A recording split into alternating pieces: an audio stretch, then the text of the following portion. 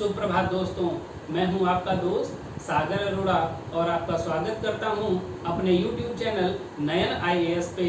दोस्तों, जैसा कि आप सभी जानते हैं, हम लोग रोज आपके सामने आते हैं नए नए वीडियोस को लेकर, अच्छी अच्छी ट्रिक्स को लेकर। तो आज का जो हमारा टॉपिक चल रहा है वो हिंदी का बहुत ही इम्पोर्टेंट टॉपिक है। उसका नाम है उपसर्ग और प्रत्यय। क्या नाम है मेरे दोस्तों?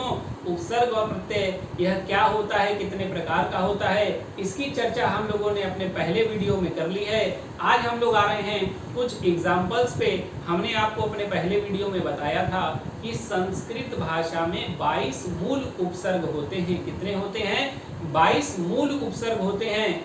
तो आज हम लोग उसी पर चर्चा करने यहाँ पर आपसे आए हैं। आइए देखते हैं।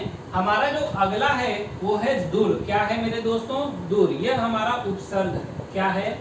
उपसर्ग। और यह उसका अर्थ। क्या है? अर्थ। देखिए, जो लिखा है दूर, ये जो र है मेरे दोस्तों, यह हमेशा आधा र पर काउंट होगा। कहाँ काउंट होगा? आधा र पे। तो यहाँ पर यदि हम बात करें दुर्दशा, किसकी बात करें? दुर्दशा, तो आप कहेंगे सर यहाँ दू भी आया है, आधा र भी आया है, तो यहाँ पर तो हमारा जो उपसर्ग होगा वो हो जाएगा दुर। लेकिन यदि हम बात करें दुराग्रह की, इसकी बात करें मेरे दोस्तों दुराग्रह की, अब यहाँ पर हम कैसे पहचानेंगे कि दुर हमारा उपसर्ग है?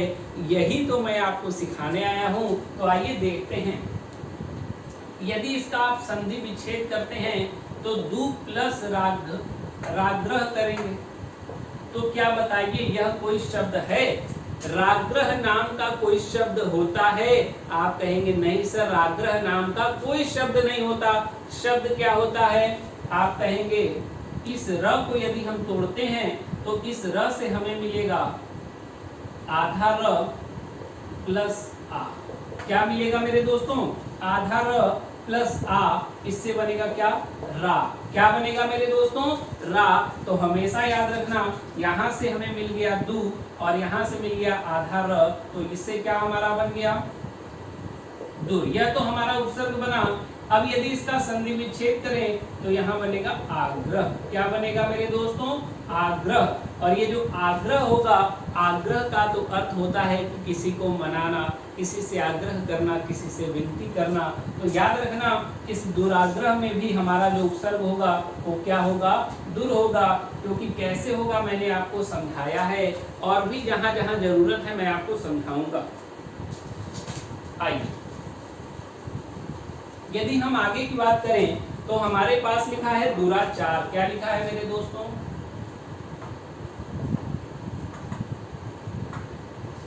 दुराचार। क्या लिखा है? दुराचार। और यदि हम दुराचार की जब बात करेंगे तो यहां से हमारा जो उपसर्ग निकलेगा वो निकलेगा दूर प्लस आचार। क्या निकलेगा? आचार। और इससे बनेगा क्या? दुराचार। तो यहां से भी हमें क्या मिल गया? उपसर्ग हमारा दुर मिल गया। बहुत इंपॉर्टेंट टॉपिक है और बहुत ही इंपॉर्टेंट यह सारे प्रश्न हैं, इसलिए आपको सारे प्रश्नों को अच्छे से समझना है और इनको अच्छे से अपनी कॉपी में नोट करते चलना है। यदि हम बात करें दुरुपयोग,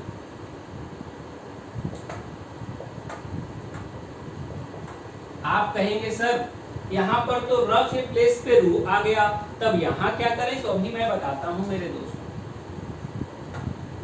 आप जो ये रू है ना, आप इस रू को पहले समझिए। ये रू नहीं है, एक्चुअल में ये है र, आधा र प्लस ऊ। क्या है मेरे दोस्तों? ऊ है। आधा र है और बड़ा ऊ है, तो इसको क्या करेंगे? दूर अलग कर देंगे और अगला निकलेगा उपयोग। क्या होगा? उपयोग। यह छोटा ऊ है मेरे दोस्तों, यहाँ पर भी छोटा ऊ कर लीजिएगा। उपयोग। तो यहाँ से आपको क्या मिल गया? आपका जो उपसर्ग है आपको दुर मिल गया। यह सारी बातें आपको समझ में आ गई कि दुराचार में कैसे होगा, दुराग्रह में कैसे होगा और दुरुपयोग में कैसे होगा। दुर्व्यवस्था। क्या है? दुर्व्यवस्था। तो उसमें भी हमारा उपसर्ग क्या हो जाएगा? दुर। और यहाँ तो आधा र आपको दिख रहा है और यहाँ पर भी आधा र दिख रहा है, तो जहां पर भी आधा र दिख जाए इसके साथ यह आधा र आपका क्या हो जाएगा? आप कहेंगे सर हमारा उपसर्ग हो जाएगा। चलते हैं आगे, अगले एग्जाम्पल को बात देखते हैं, उस पर बात करते हैं। कहता है दुस्साहस, दुस क्या कहता है, दुस, इसका मतलब है आधा स, क्या है, क्या मतलब है, आधा स, क्या मतलब है मेरे दोस्तों, आधा स। इसको ऐसे मत लिखिए, मैं समझाता हूं, ये आपका उपसर्ग है। ये क्या है, आप कहेंगे सर इसका अर्थ है, और ये सारा आपका एग्जाम्पल नजर आ रहा है। ध्यान से समझिएगा, एक एक करके मैं चीजों को आपको समझाने वाला हूं। यहां देखिए, आपको कहीं भी इस प्रकार का मतलब आए, दुश्चिंत क्या मतलब मिला, दुश्चिंत क्या मतलब मिला, दुश्चिंत। एक और बात करता हूं, दुष्कर, ध्यान से समझिएगा, एक एक करके चीजों को समझा रहा हूं। दुष्कर, और एक आपको मिला दुस्साहस। देखिए, यह जो हमारा स होता है, सब तीन होता है मेरे दोस्त। एक होता है बड़ा स, जिसको आप लोग ये कहते हैं, आइए मैं आपको समझाता हूँ। ये एक स ये होता है, एक ये होता है श, और एक ये होता है श। ये तीन प्रकार के श होते हैं मेरे दोस्त। कितने प्रकार के, तीन प्रकार के। एक बात याद रखना, इन तीनों में से किसी भी श का प्रयोग यदि आधे के रूप में हो रहा है, या फिर से सुनो, इन तीनों प्रकार के श में किसी भी श का प्रयोग आधा श के रूप में हो रहा है, तो यहाँ पर हमारा उपसर्ग क्या होगा, सॉरी, आप कहेंगे यहाँ पर हमारा उपसर्ग होगा दुस। क्या होगा, दुस। आइए मैं आपको लिखकर दिखा देता हूँ।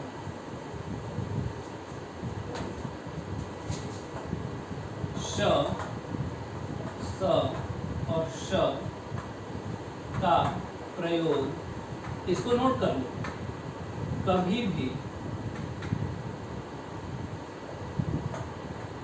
ऐसे हो, आधा श या तो आधा स या तो सिर्फ श, इस प्रकार से हो, आधा के रूप में हो, ऐसे हो तो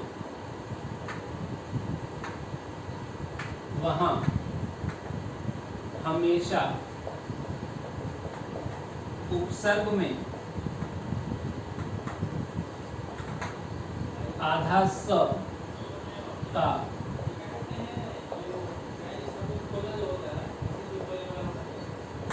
प्रयोग होगा। तो देखिए, हम यहाँ दू तो नहीं लिखे हैं, उसका कारण ये है कि हो सकता है द के प्लेस पर कोई और आ जाए, लेकिन जो स होगा मेरे दोस्तों हमेशा और हमेशा आधा ही रहेगा। तो इस बात को आप लोग को नोट करना है मेरे दोस्तों।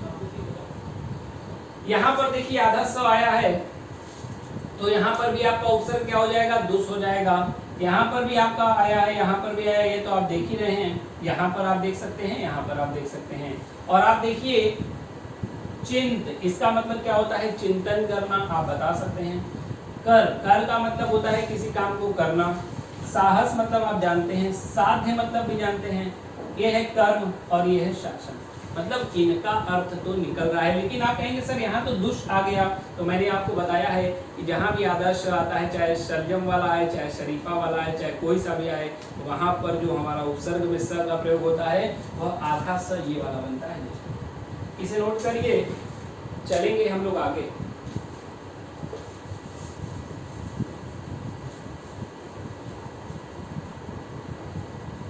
ग्यारह एग्जाम्पल हम लोगों ने अभी तक कर लिए हैं, अब हम लोग चल रहे हैं आगे।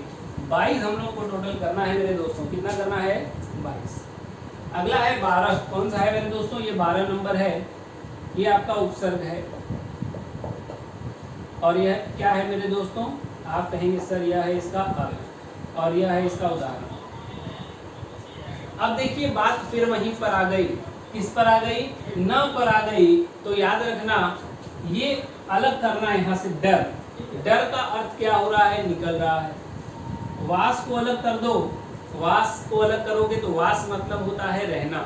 मैं बार बार कह रहा हूँ, इस शब्द के एक अंश को अलग कर दीजिए और वो अलग जो होगा उसका अर्थ निकलना चाहिए। आपके उपसर्ग का अर्थ निकल रहा है या नहीं निकल रहा उससे कोई मतलब नहीं है, अलग किए गए शब्द का अर्थ निकलना चाहिए।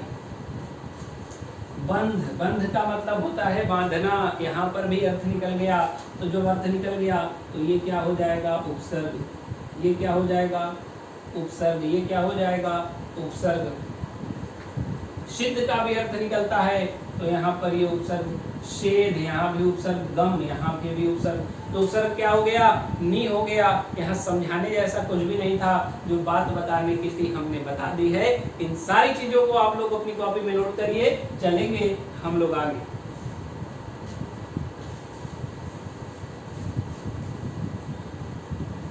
चलिए 12 नंबर एग्जाम्पल तक हम लोगों ने देख लिया है। अब हम लोग को चलना है आगे। देखिए यहाँ है निर। क्या है मेरे दोस्तों, निर। अब फिर आप कहेंगे यहाँ पे भी र आधा है। क्या है, आधा। अब यहाँ बात समझने की है।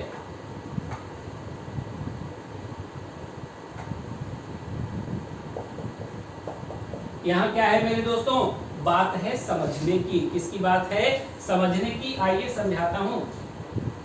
यहाँ लिखा है निराकार। अब आप कहेंगे सर यहाँ तो र पूरा है।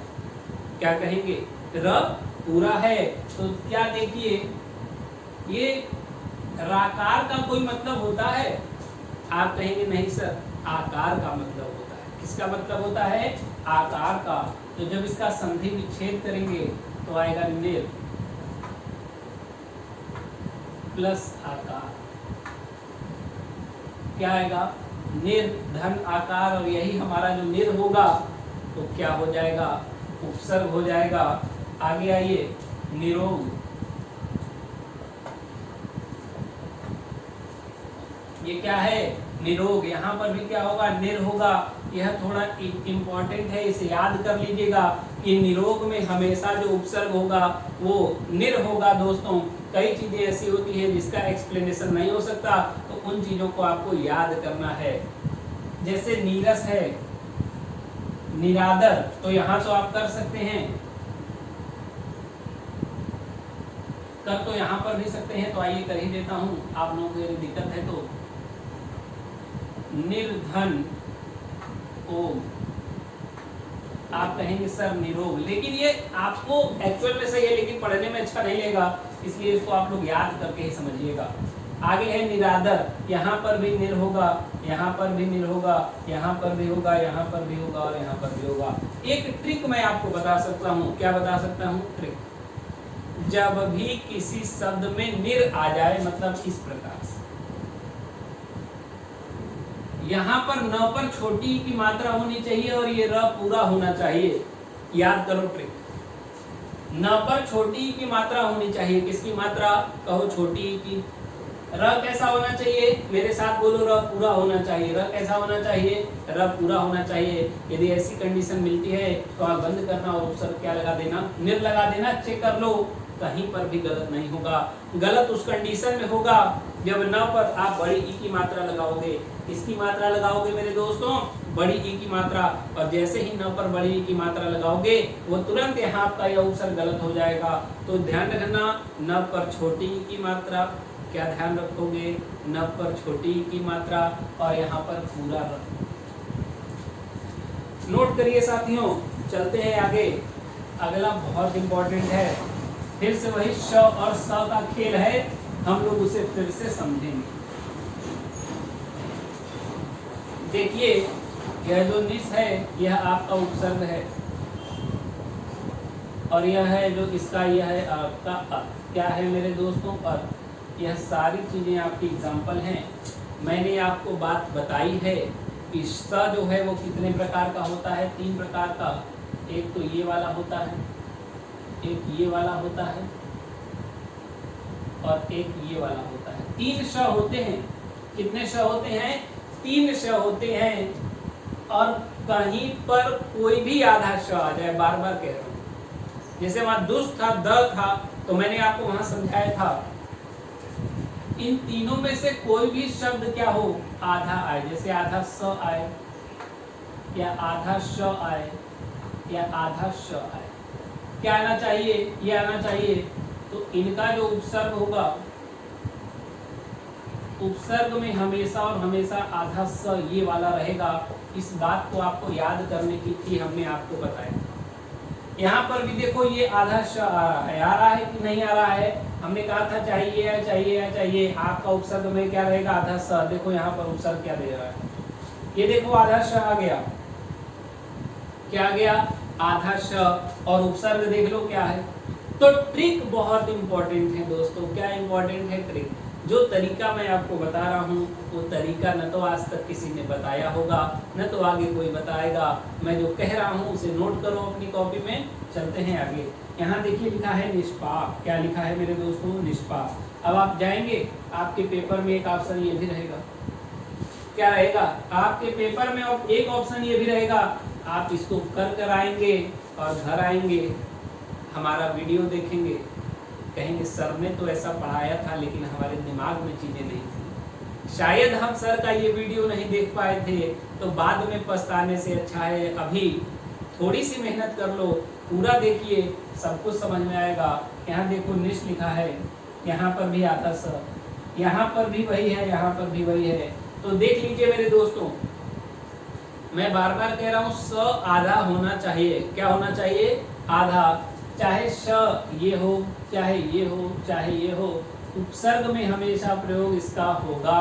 क्या होगा? उपसर्ग में हमेशा किसका प्रयोग होगा? इसका। नोट करो दोस्तों, चलते हैं आगे।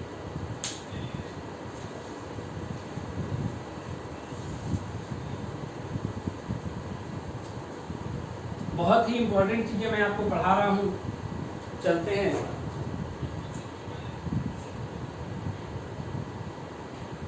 ये देखिए हमारा 15 नंबर एग्जाम्पल आ चुका है दोस्तों, बहुत इंपॉर्टेंट है। 15 नंबर एग्जाम्पल ये है प्र। क्या है मेरे दोस्तों? प्र। ये क्या होता है? उपसर्ग। और ये क्या है मेरे दोस्तों? ये है इसका अर्थ। क्या है मेरे दोस्तों? ये इसका अर्थ है। प्र का अर्थ होता है आगे। क्या होता है? आगे। प्रदान, देखो यहाँ प्र अलग कर देना, दान का अर्थ निकल रहा है। प्रसार, यहाँ प्र अलग कर देना, सार का अर्थ निकल रहा है। प्रयत्न, यहाँ प्र अलग कर देना, यत्न का अर्थ निकल रहा है।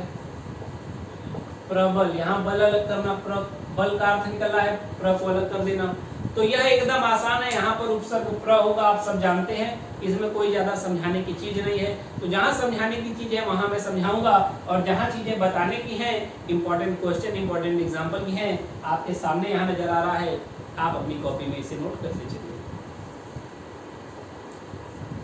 अगला है परा। क्या है मेरे दोस्तों? परा। बहुत इंपॉर्टेंट है ये भी, ध्यान से देखना। ये जो परा है मेरे दोस्तों, ये उपसर्ग है और ये इसका अर्थ है। क्या है मेरे दोस्तों? अर्थ। जो भी चीजें मैं बता रहा हूं उसको आपको नोट करते चलना है।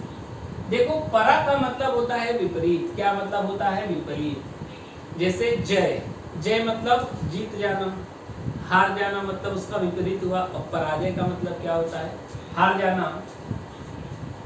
याद रखना, पराजय, देखो एक है जय और दूसरा है परा। यदि परा लगा तो विपरीत हो गया, आपकी जय पराजय में बदल गई, जीत हार में बदल गई दोस्तों। अगला है पराभव। यहाँ भव का अर्थ निकल रहा है, परा हटा दीजिए, उपसर्ग हो गया। पराक्रम, यहाँ भी क्रम का अर्थ निकल रहा है, परा हटा दीजिए, उपसर्ग हो गया। परावर्तन, क्या है मेरे दोस्तों? वर्तन का अर्थ निकल रहा है, परा हटा दीजिए, तो यहाँ पर ये क्या हो जाएगा? उपसर्ग हो जाएगा। बहुत ही इंपॉर्टेंट एग्जाम्पल है इसमें। ये 3 एग्जाम्पल कई बार आपके पेपर में पूछे गए हैं, बहुत इंपॉर्टेंट हैं, नोट कीजिए इसे। चलेंगे हम लोग आगे।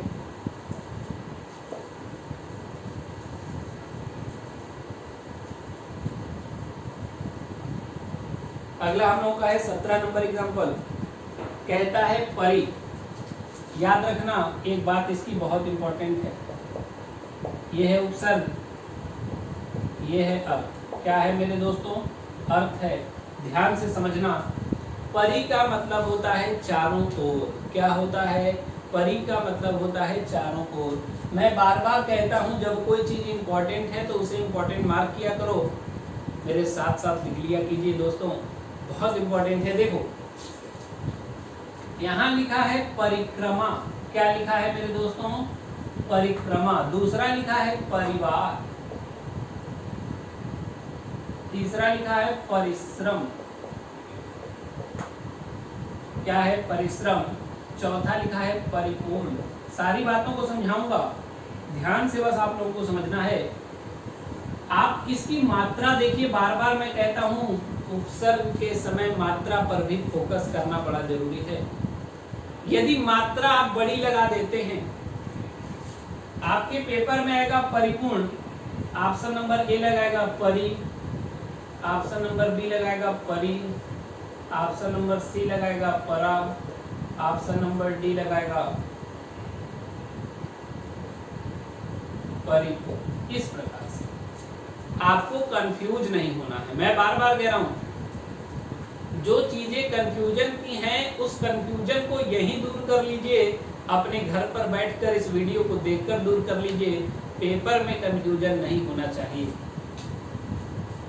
आप तुरंत जाइए, यहाँ पर मात्रा देखिए, आप कहेंगे सर यहाँ मात्रा छोटी ई की है। किसकी मात्रा है मेरे दोस्तों? छोटी ई की। और जैसे ही आपको मात्रा दिखी छोटी ई की, आप तुरंत इसको काटेंगे, गलत, ये गलत, ये गलत, सही कौन सा? ये। तो आंसर का सिलेक्शन, ऑप्शन को छांटना बहुत इंपॉर्टेंट है, नोट करिए इसको। चलते हैं आगे। प्रति, प्रति क्या है? आपका उपसर्ग है मेरे दोस्तों। क्या है? उपसर्ग है। बार बार कह रहा हूं, देखो यहां पर भी क्या है? खेल है मात्रा का। किसका है खेल? आप कहेंगे सर मात्रा का खेल है। देखिए यहाँ पर लिखा है प्रतिदिन, मात्रा देखिए छोटी है प्रति में, है कि नहीं? आप बोलिए हाँ सर है। यहाँ लिखा है प्रतिकूल, आप कहेंगे सर मात्रा छोटी है। यहाँ लिखा है प्रतिरूप, कहेंगे सर मात्रा छोटी है। प्रतिध्वनि, मात्रा छोटी है। प्रतिहिंसा, मात्रा छोटी है। लेकिन आ गया प्रत्येक, आपका क्या आ गया? प्रत्येक। तो मेरे दोस्तों आप कहेंगे सर यहाँ तो त पर मात्रा ही नहीं है। क्या कहेंगे? त पर मात्रा ही नहीं है। लेकिन नहीं मेरे दोस्तों, यदि हम प्रत्येक का संधि विच्छेद करेंगे तो आता है प्रतिधन एक। क्या आता है मेरे दोस्तों? प्रतिधन एक। तो यहाँ देखिए प्रतिधन एक बराबर क्या होता है? प्रत्येक होता है। तो यहाँ से आपका उपसर्ग क्या निकल कर आ रहा है? प्रति निकल कर आ रहा है। इस बात को भी आपको याद रखना पड़ेगा मेरे दोस्तों। तो इसलिए प्रत्येक में भी क्या होगा? आप कहेंगे सर प्रति उपसर्ग होगा। चलिए इस उपसर्ग को यहाँ पर क्या कीजिए, आप लोग नोट कीजिए। तो प्रत्येक में गड़बड़ी मत कीजिएगा, बहुत इंपॉर्टेंट है। संधि विच्छेद करके मैंने आपको समझा दिया है। तो धन्यवाद साथियों, हमें उम्मीद है कि आपको हमारा वीडियो पसंद आया होगा। यदि आपको हमारा वीडियो पसंद आया है तो आप इसे लाइक कीजिए और ज़्यादा से ज़्यादा अपने दोस्तों तक पहुंचाइए। धन्यवाद।